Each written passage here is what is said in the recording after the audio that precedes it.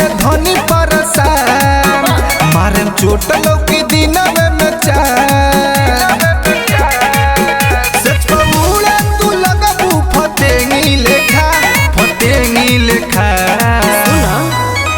अब खेवा जवानी हमर डेंगी लेखा अपन डालो सामान सैया लेखा।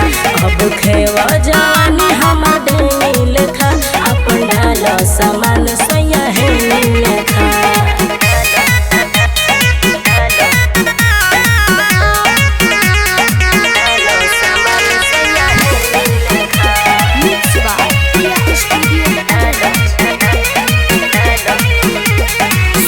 तारू जान हमर बढ़े टेम्परेचर आब न चढ़िए के बैठ जा तू है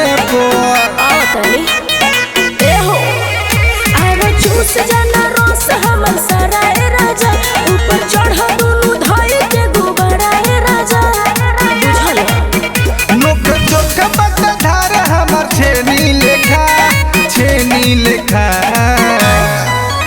अब खेवा जवानी हमर डेंगी लेखा अपन डालो सामान सैया लेखा।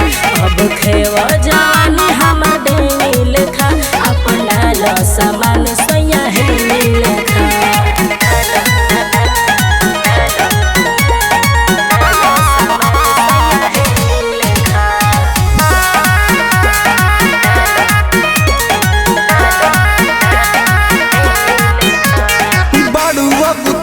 तू तो खाए खाती केला दे हम ठंडाई होई फरोज केला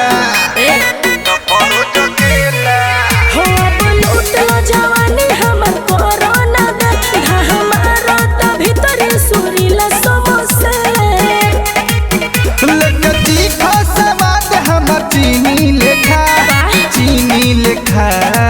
मना अब खेवा जवानी हमर डेंगी लेखा अपन डालो सामान सैया लेखा। अब खेवा जवानी हमर डेंगी लेखा अपन डालो सामान सैया